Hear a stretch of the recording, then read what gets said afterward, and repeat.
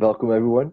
Welcome to the first ever Handsome and Smart podcast with Benjamin George. That's me. And Niels Kok. That's me. You're gonna have to work a little bit on pronouncing my last name, but that's okay. Okay. I'll try. So today's topic. So this is our maiden show, first ever. This is all a test. So if everything goes wrong, audience, do not panic. I'm sure it will end up fine. So today's topic, the thing that we're gonna talk about a little bit is the importance of socializing offline, right? Because we all, I know Benjamin and I, we spend way too much time online, especially Twitter. So we felt the first episode we shouldn't talk about Twitter. We shouldn't talk about all that stuff. Let's talk about something that no one talks about this online because they want to keep you online. But because we're stupid and we're not very smart when it comes to keeping you engaged and making money, we're going to take it offline and actually talk about something that helps you. So, Benjamin, you want to kick it off? Yeah, welcome everyone to the show, the Smart and Handsome podcast. We only have smart and handsome people on it. We have already a waiting list of around 50 people. Anyways, what we were going to say, we're talking about socializing offline because I think Niels has a similar experience to this. Is like, at least myself, before starting on the online world, I was really sociable offline in the real world, like I like to say. I was really sociable, really outgoing, really personable, really relatable with everyone. And once I've started doing projects online and trying to grow a website, trying to grow an audience, a Twitter, a YouTube, I think my social skills have gotten a bit worse. And also, I'm socializing less in the real world, and it's worrying for me because whereas online I can pursue my more intellectual side, my more curious side, my more actionable and motivated side. It's obviously still nice to relate to people and to have, because I mean, online friends are cool, are great, they're smart, everything, but they're still pixels on the screen, and we still need that human interaction, that human connection. So I think it's a good topic to start talking about today. Yeah, it's. I definitely agree with you. Like I feel the exact same thing. Like when I close the computer, put away the cell phone for like a week, it just feels so much better. You become such more social because you have to, like, we all feel the need to be social, right? And the social media is kind of like a crutch, right? Because you get your fixes and then you can do anti-social stuff for the rest of the day. But like when you don't have those fixes, you need to get them somewhere, right? And the only place that's left is the real world. So you actually start engaging with the real world, and you start enjoying the real world much more. Mm-hmm. Yeah, it's funny how. So I can remember that reading this tweet once. I can't remember who wrote it, where people were saying like a few years ago you would escape the real world by spending some time on the phone or on the internet, and now we escape the online world by going outside. And it's funny, but it's also quite true, to be honest. I mean, it's not even funny. It's just sad. But it's sad because it's true, right? It's not an exception anymore to spend more time awake being online than being offline. I mean, look at it. Let's just say you're like just the average Joe, right? You wake up, first thing you do is check your cell phone. You're eating breakfast. What do? You watch YouTube videos. You go to work. What do you do half the day at work? You just like browse online, do stupid shit, and then you get home. You watch more YouTube. You go on Twitter. You go on this and that, Instagram, and then you go to bed. And if you look at the total screen time, it's like 10 hours a day, and you're only awake 16 hours a day. So I mean, you're more online than you're offline. Yeah, and even if you go out with someone to have a dinner, a meal, or you go out with some friends and have a beer or whatever, is the fact that I've noticed myself before, because I'm taking more control of it now, but I've noticed myself before I wasn't present, because it's like, oh, I wonder what so-and-so is tweeting about, and it's like, holy shit, like, yeah, I'm here physically, but not mentally I'm like somewhere else and like in some imaginary parallel world, which is the online, which I mean, there's real people there. I'm not saying it's lesser or anything like that. There's real people there, but it's kind of, you're just like in between this like complete different reality, to be honest. That's, and this, the stupid thing is, you know, let's say like one major reason why so many guys, for instance, are on Twitter, right? Yeah. It's because they want to get better with women.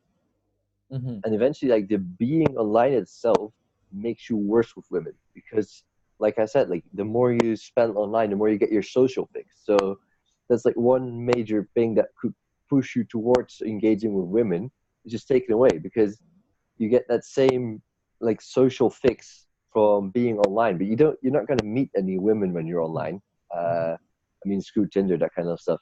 You're not going to learn social skills when you're online. So that the one time you do find yourself in a situation with a woman that you like, you're not going to engage with her, because first of all, you'll have like an escape route in your pocket, which is your cell phone, because if you're like, oh yeah, like, you get a little bit nervous and like, oh, I don't know what to say, I don't know, I want to talk to her, but I don't know what to do. So you get on your cell phone, because that's the easy way out. And then what are you gonna do? Like, you're gonna engage on Twitter and learn more about dating when Send her a you didn't real have life that cell DM. phone. Yeah, like, if you didn't have that cell phone, you would have engaged, right? Because like, you didn't have any social interactions for 2 days. You're dying for social interaction, and you don't care as much as what will happen. So you're pushed way more to as engaged, to be social. So eventually, like, if to put it in an extreme case, you're better off not having any advice from the internet and just engaging with every woman that you come across, than to spend 10 hours a day learning how to engage with women, but you never do it, because you just spend all your time online learning how to go like talk to women instead of doing it. Yes, it can also be applied like in a broader sense. Like, if you can read all the theory in the world, but at the end of the day, you need to do the trial and error yourself. And this, like, what you're going to do online with people, going to send them a real life DM, you know, it's like, you can't really do that. You can't, it's like, oh, I don't know anything about them. It's like, yeah, well, this whole, you know, meeting a stranger, but you already know the whole life because you follow them on Instagram or Twitter or whatever, you know, it's like, shit takes all the fun away for me, at least. I've never had any Instagram. And when I've been, you know, talking to people, meeting new people and stuff, they've always been like, oh, well, where's your Instagram? So I don't have one. It's like, why not? It's like, well, why should I? You know, like, if you think I'm mysterious, if you think I'm cool, whatever, you know, get to know me. I mean, I know it sounds a bit like a princess vibe kind of thing or something, but I mean, this is the Well, it's, I mean, look at it this way, right?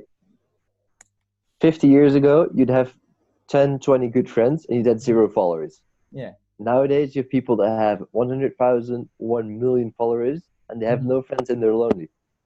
Yeah. So, I mean, like, followers or online engagement, it can't replace friends. It's just, the dynamic is just not there. You know, there's so much to it that you have with offline friends. And like, people go online and they look for the perfect friends, you know, like the guys, the ladies that have it all, you know, have the money, they have the dates, they have the shit, the physique, everything. I mean, you look at the people around you in real life, they kind of get pale in comparison, right? Because you're not gonna know any millionaire playboys in real life. You're not gonna know all the popular kids in real life. But those people you can actually have a much more meaningful engagement with. So they might not be perfect, they might have their flaws, but at least they're real people, right? Because online, I mean, we're all just presenting a perfect image of ourselves online. But in real life, you can't do that, right? Like, if you and I were to meet in real life, like right now, I can shit talk all I want, right? Like, oh yeah, you can't lift weights, I'm twice as strong as you, blah, blah, blah, blah, blah. And then, yeah, like, when you get in real life, it only turns out I'm only like 1.5 times as strong as you. So I mean, I was like completely lying. Making shit. Bruh, have you seen this? Have you seen this? Wait, It's illegal in Spain. let me get my magnifying glass. Wait, Guns are illegal in Spain, man. Wait. I can tell. No guns over there. Yeah, so as we say, yeah, I mean, everyone online creates this like curated persona. We can only show what we actually choose to share with everyone, and it's like the same as in dating, how this being able to have literally anyone on the world from the palm of your hands creates this kind of this mindset where you are never going to have enough. you will always want more because it actually is true that there will be someone better. But the thing And is, also, when look do at you Twitter. stop searching? Yeah. Twitter is the same thing, right? You wait. Okay, so Tinder. So you put what, like 5 photos up? I Mm-hmm. mean, I haven't been on Tinder for like 4 years, so I mean, you put like 5 photos up, and like you do a little story. You present like a super best version of yourself. Yeah. You can't do that when you see someone in real life, right? You can't. I can make a Tinder profile where it looks like I am like a super playboy. I don't care. I'm like laid back. I'm like super in control. But then when you meet me, I'm like all over the place, shaky. Like I don't know what to say to you. Mm-hmm. I mean, like the facade just breaks, right? Yeah. Whereas if you just practice that in real life, if you become someone in real life, then you might not meet like 10,000 women an hour. You can't swipe that fast in real life. But the ones that you do meet, they'll see the real you, Yeah. and you have trained the real you. You Mm-hmm. didn't build a facade; you built you. Yeah. And I don't know about you, but I mean, I stopped using Tinder. I mean, I never really used Tinder that much, but I stopped using it because literally I was like matching with people, and I was literally it's taken me 3 days to give you exactly the same conversation I could give you in 30 seconds in the real life. You know, it's like in 30 seconds, I can straight up say, hey, let's go and grab a coffee, and we'll go and grab a coffee because I've done it. And online, it's like literally a whole different like it's handicapping, I guess. Because I don't have any Instagram, for example, I don't really know how to use that, make out the most of, I don't know, the physical on Tinder. Neither I care really, to be honest, because I just rather, you know, you only have one chance to make a good first impression. Might as well be, you know. That's the way I think. That's the way I see it, and that's the way I'm doing it. You know, rather go up to a girl and say, hey, and just talk about whatever nonsense, you know, and give that first good impression, you know, as like absolute guru here, you know. But then online, it's like, hey, you know, like some sorry stupid joke and have you seen my abs kind of picture, and it's like, I don't know, it's like, I don't know, man. I've had it happen once where it's a few years back, and I swiped. I think it was right on the girl. She swiped right on me, and then we had like a really weird engagement. You know, like blah blah. And she was like very acting like I was beneath her or whatever. So I unmatched, and then a while later I met her in real life, and she was like shy, like she didn't know what Yeah, to say. Like so, like on Tinder, she was like, "Oh yeah, like I'm the queen, yeah, like you're here," and then real life, she's like, like she doesn't know.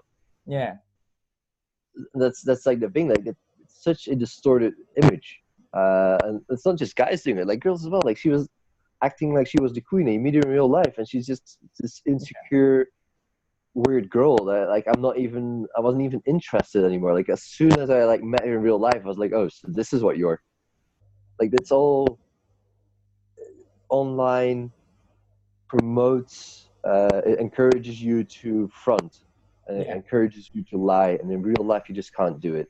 Mm-hmm. But Yeah, I mean, real life is the real test. yeah, and we're shifting online too much already. Like, see, like this is how much of an influence online has. Benjamin and I, like before we started, we were like, oh, yeah, let's not talk about the internet. Let's talk offline. Let's talk like, and it's like what? It's like 10 minutes, 50 minutes, and we're only just talking online already. This is how much Yeah, it but I mean, influences all our lives. we did have the intention of like doing a critique, I guess, because it is. I mean, the world is going to be more online and more connected, and that's the future. You know, like the future will be everyone in this like hyper reality, if you want to call it, and everyone's just going to be connected all fucking day. It's like the whole term of logging off is just not going to exist anymore, to be honest. And this whole is like the difference between the online and the offline. There's just going to be no difference. It's just going to be online is going to be offline, and offline is going to be online because everything's just going to be connected, really. Have you ever heard of like the Internet of Things concept? Yeah, I mean, and in many ways, we are already constantly connected. Yeah. But I'm curious. I mean, people love making predictions, but this is one of those cases where I don't dare to make a prediction because I just don't know. Like, it's a very realistic scenario that indeed we're going to end up with like a computer in our brain always connected. Yeah. I also see an alternative scenario where a lot of people realize how poisonous this is and they just log off completely.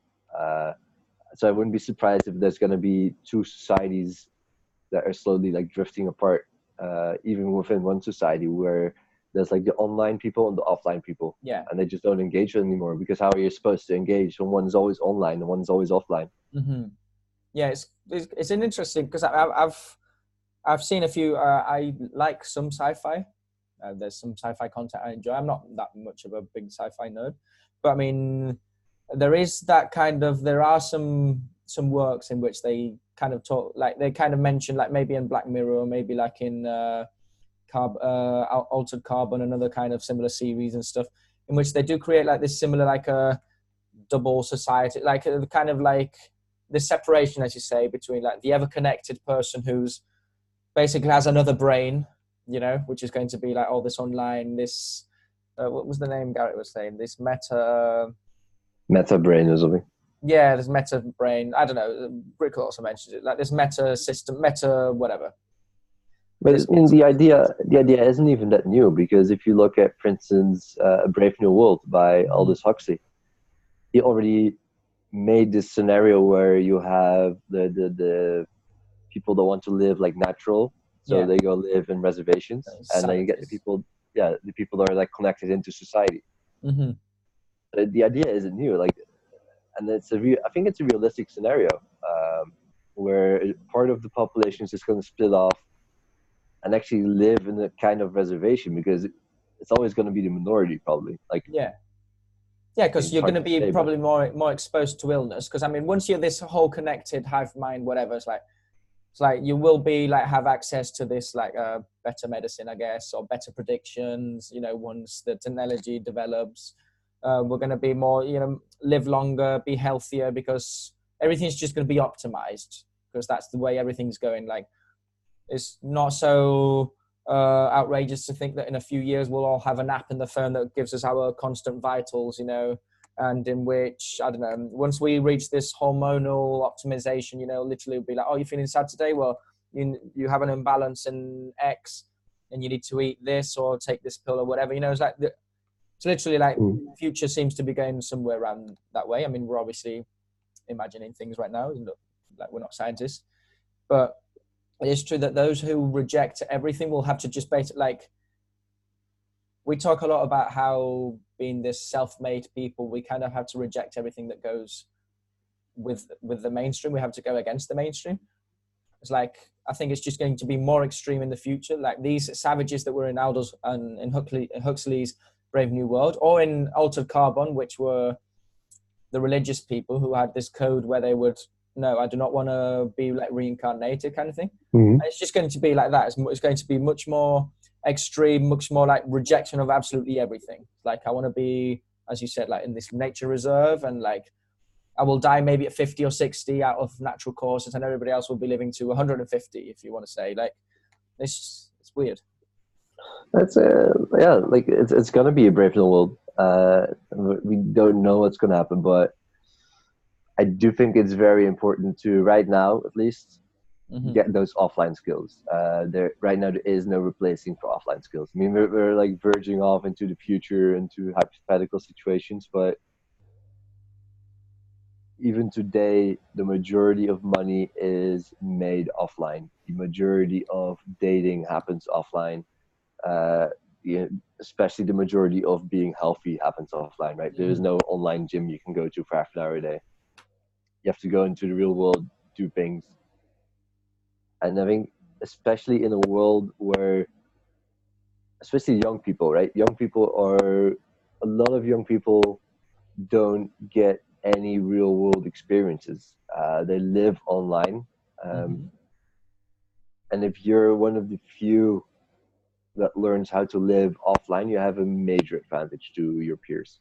Like, if you are the guy that never goes online but actually goes up and talks to girls in real life, you have a major head start to all the other guys that spend 8 hours a day on forums and Twitter, all talking about what to do but never doing it. So also, in many ways, you want to be the savage. Yeah. Sorry?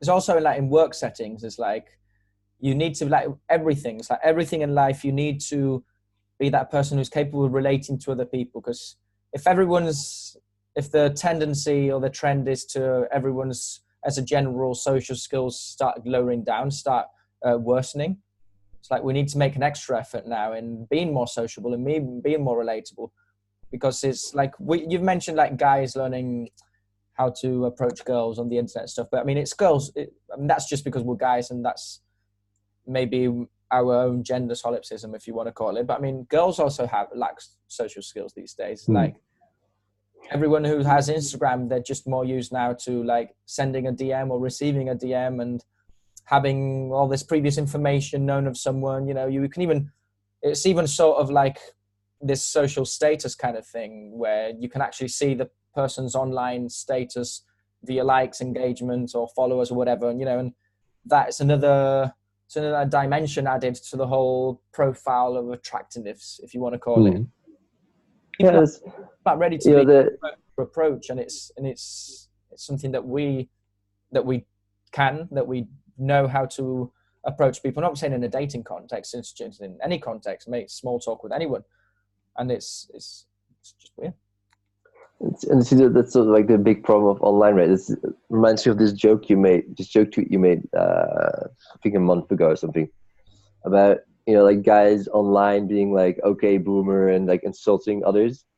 And that same young guy or girl at the office, like, hey, would you like sugar in your coffee? Yeah. It's like, you know, it's like the same two people. On the online, like, it's like, you know, it's like a very antisocial, but in real life, the hierarchy is there, right? Like suddenly those big smash mouths online, they're making the coffee in real life, right? And that's like why you want to work yourself up offline, because online it's very easy to be a liar, be a fraud, and get yourself up to the top, but like you're still like a loser in real life.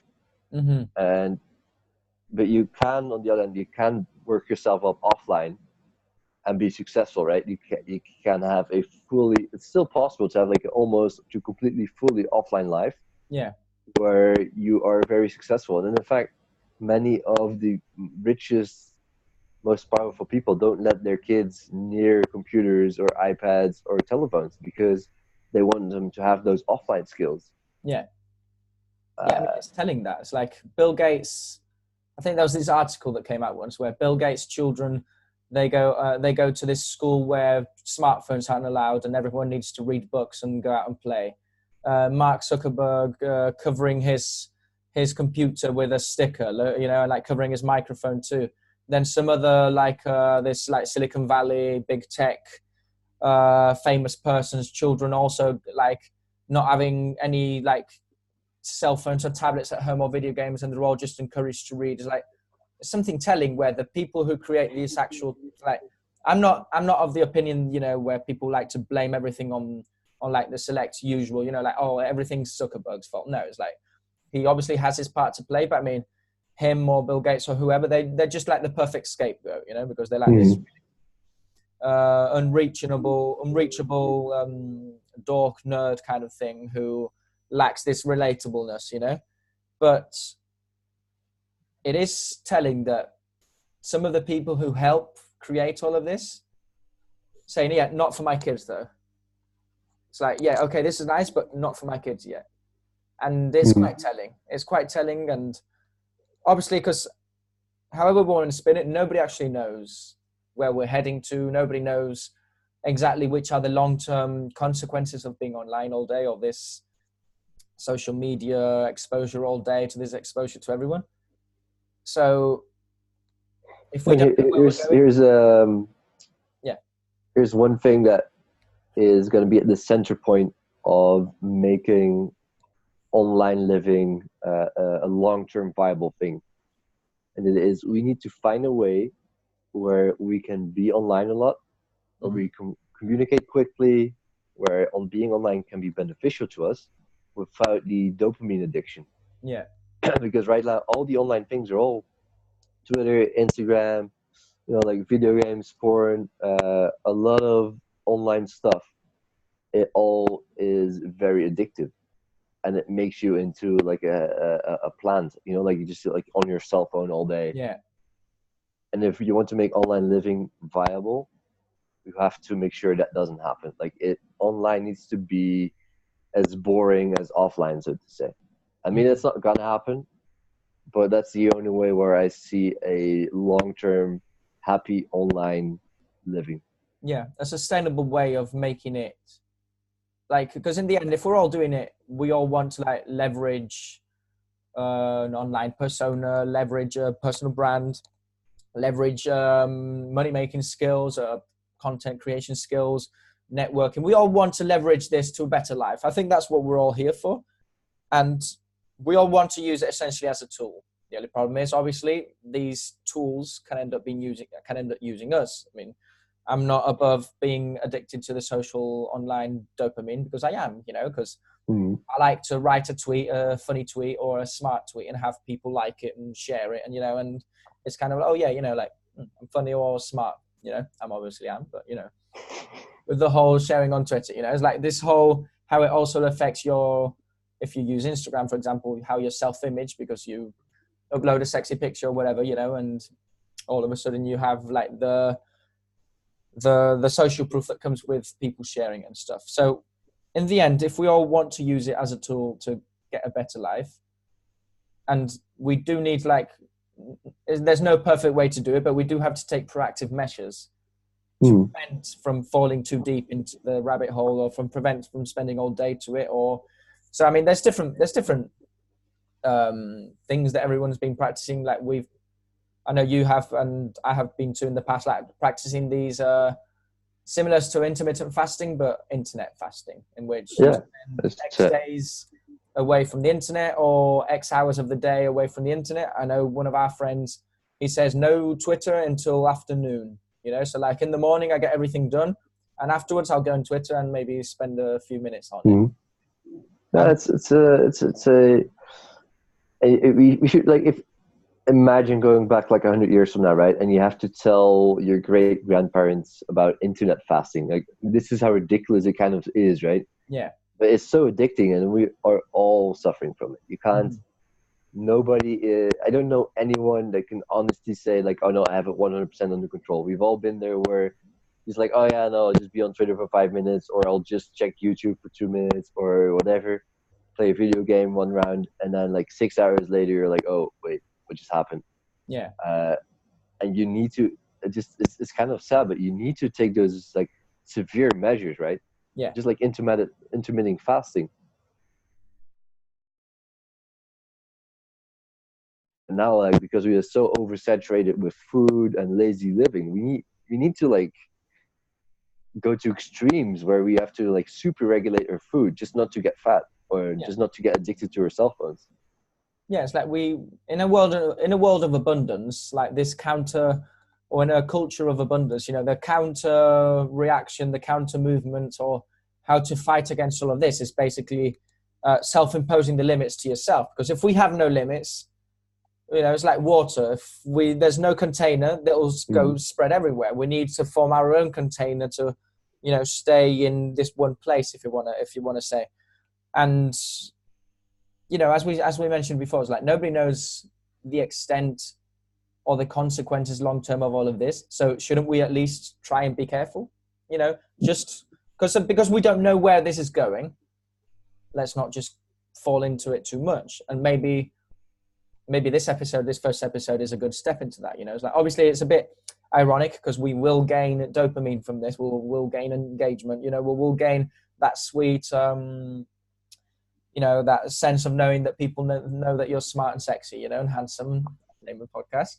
And, but it is true that, I don't know, in an ideal world, everyone will just be connecting just for a while, and it's kind of like a sad catch-22 where either you get the dopamine addiction, like rush, or you don't because you failed. Like, either you get the rush because 500 people like watch this video and it just makes you want to get more and more and more, or you don't get the rush because there's no one listening. There's no in between. You like kind of like stuck, and it's almost impossible to get rid of it. You can't escape it that much. Like, the only way you can escape it is by having this strong offline bonds, right? To get those friends in real life, to go out on a Friday night, have fun. You leave your cell phone at home, or in your back pocket or whatever. You just don't use it.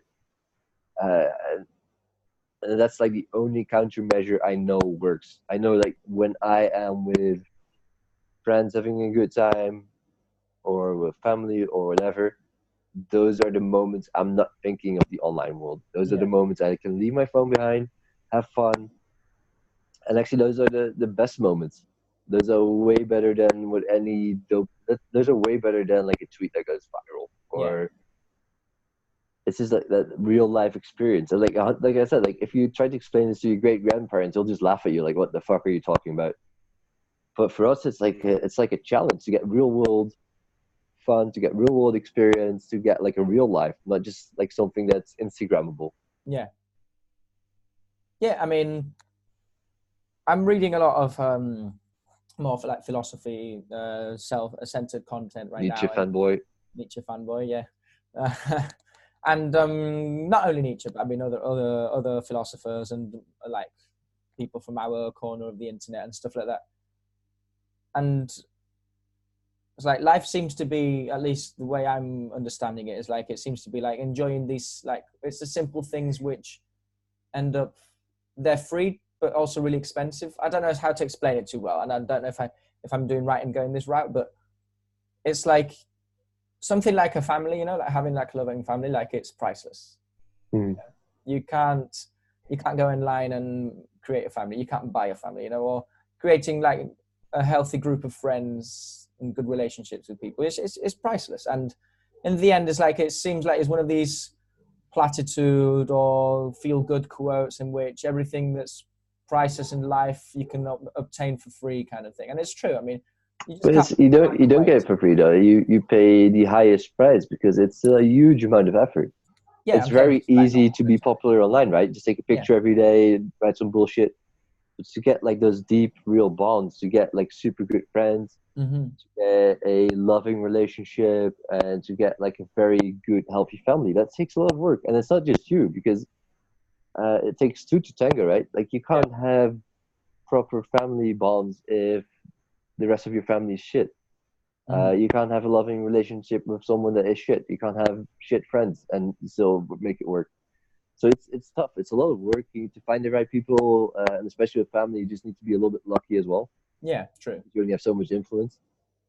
So I'd say it's the most expensive thing, but it is also the most valuable thing.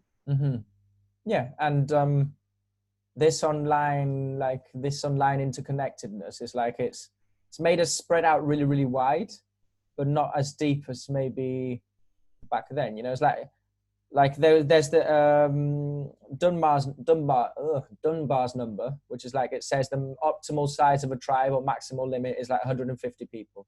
After that, it ends up splitting.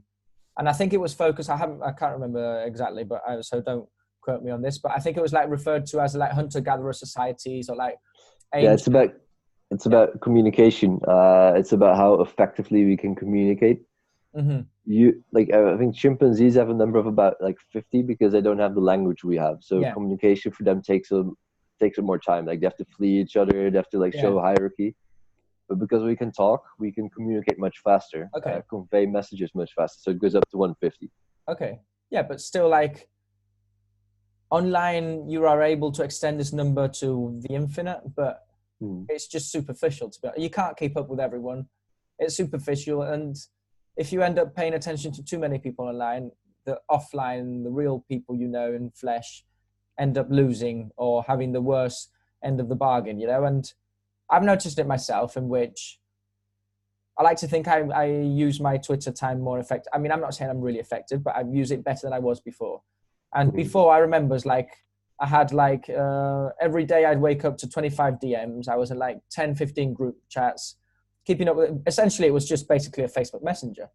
And it's like, it reached a point where I was like, why am I, for example, not going out tonight just to keep up with 15 people online who I'm basically just talking, I mean, not nonsense, but I mean, just talking with them as I could be talking with my real friends. You know, it's like, why am I substituting my real connections, my offline connections, my real friends, for some new ones in which I'm essentially doing the same, but only from the safety or the separation of my screen? It's like it's not just the experience.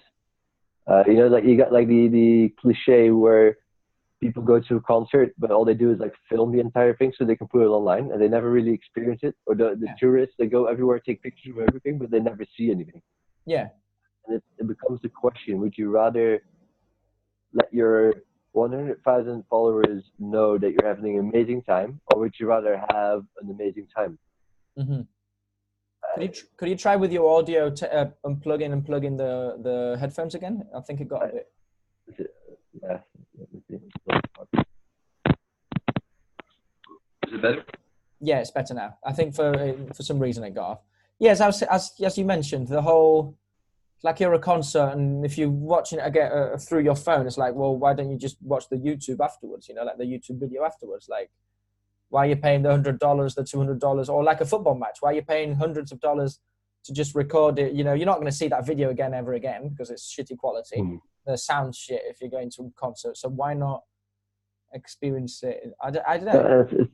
Sound like boomer. This is a weird combination, right? So on one hand, it is trying to be popular, mm-hmm. and on the other hand, it's sort of this fear of missing out, whatever.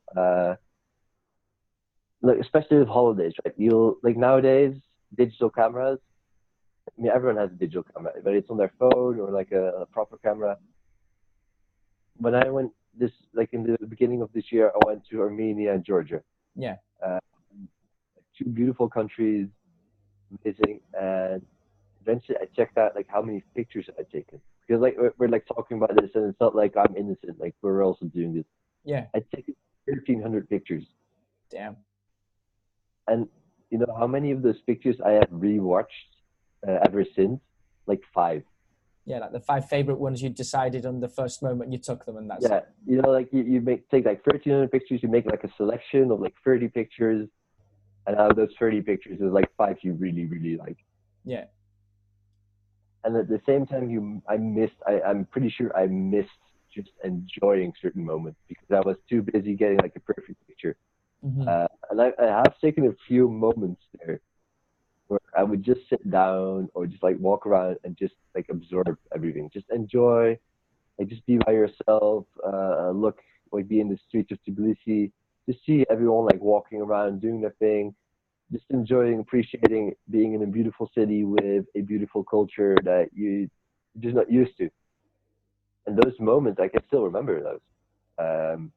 Those are like the memories that are like vivid to me, not the pictures. The pictures don't mean anything. After the time, you're like, oh yeah, wait, which monastery was it? I can't remember. That's offline versus online. Yeah, it's like, for some reason, I don't know the theory that well, so I may be needing to be corrected by this. But I've been reading lately on Jean Baudrillard, which is like this postmodern philosopher. I think he was French, and he's one of the main inspirations behind the Matrix films. And like the idea of the Matrix borrows from this idea from Baudrillard, in which this hyper reality substitutes reality, and this hyper reality being just a copy of ideas, of symbols and stuff like that, and it ends up substituting it, kind of thing. And it just seems that way, in which we now don't really experience reality that well. I mean, I don't want to go too deep into it, but I mean, it is true that we live in this complete parallel world that doesn't really exactly exist, you know, because this online world, I mean, physically it's not there, you know, and it's just data, information, if you want to call it. I think maybe visual because we see it on the screens, but it's just how it's like substituting our own world, you know, our real world, and how, I don't know, it's got interesting repercussions, you know, as you said, like you took loads of pictures, you remember 5 of them, and you kind of want to remember these certain moments and stuff, and it's difficult. It's difficult because now I don't know, because we always have a picture of everything. Now we kind of like unload that mental capacity of memories. When like, because we'll take the pictures, like once we watch the picture, we'll remember. So like that's we don't need to experience that. We'll just remember the picture, and it's weird, man. Yeah, it's the more you live online. So, I mean, you're a little bit more hesitant, but I'll just like go straight for it. The more you're online, the less you live, and you can have tons of great experiences online. Like a lot of amazing things could happen, but none of it is real. It doesn't get real until you go offline and actually do it. It doesn't get real. I can go online and I can travel the entire world, right? Yeah. Google Maps, whatever. You can see everything, but it's not real. I'd rather physically drive to a town that is like 5 kilometers away from here and experience like a boring, average town where no one ever goes, than go online and look at pictures of the Taj Mahal because it's not Dude, real. I was thinking of the Taj Mahal too, man. I swear. I've actually been there, so I haven't. got the pictures to prove it. Okay. That's it. But like that. Let's take the Taj Mahal as an example, right? We all know the pictures, beautiful. Did you know that Taj Mahal is actually right next to a river? Yeah, I've heard it's like surrounded by garbage because everything else is like. Did you know that's like right on a river? Did you know that you have the Taj Mahal in the center? To the left and to the right, there's 2 huge mosques. Oh, didn't know that. See, because you know the pictures from online, but when you go there, you're like, hey, wait, why is it like 2 huge mosques, which are like huge buildings as well? Like they're like proper, beautiful buildings in their own right. You don't get the experience. Like when I went there with some friends, you get like people trying to hustle you. You get all sorts of things like left, right. There's the riverbanks. You see families taking pictures. You have to stand in line somewhere. Like the certain route is closed. This part you can because we got like the foreign tickets. India is like discriminatory as hell. If you're Indian, you can go there for like I don't know, like 2 rupees, which is like what, like 5 cents. If you're foreign, it's like 100 rupees, or like I can't remember the exact number, but it's still like it's only like 1.5 euros, but it's like massively discriminating. But if you do take the foreign card, you kind of get like privileges, so you can kind of skip lines a little bit and do it. And that's all like things that you experience. And that's what makes the Taj Mahal, right? There's also the inside of the Taj Mahal is also beautiful, but everyone just knows the picture. So everyone's been to the Taj Mahal online, but no one's done the offline. There were monkeys there. You have to be careful with the monkeys because they steal your food. Holy shit, and there's all like small little things that you only know if you do it in real life. And those things are way more fun than just a picture of the Taj Mahal. It's just, like, the context makes it way more beautiful. Being there with friends, experiencing something that is truly amazing with friends. Yeah. So much better than like 10 million pictures of the Taj Mahal.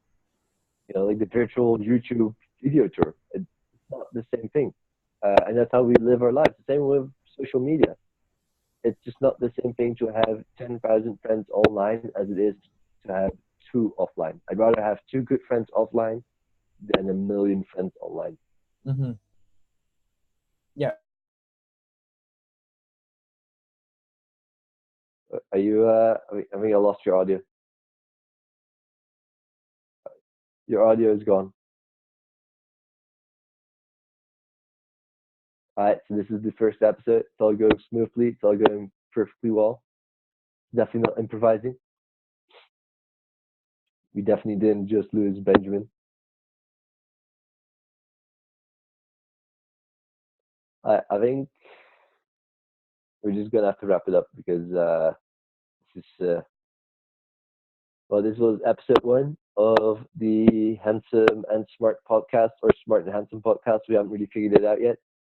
Benjamin is back just in time to say goodbye. Maybe I'm saying goodbye. Oh, okay. Benjamin, yeah, perfect.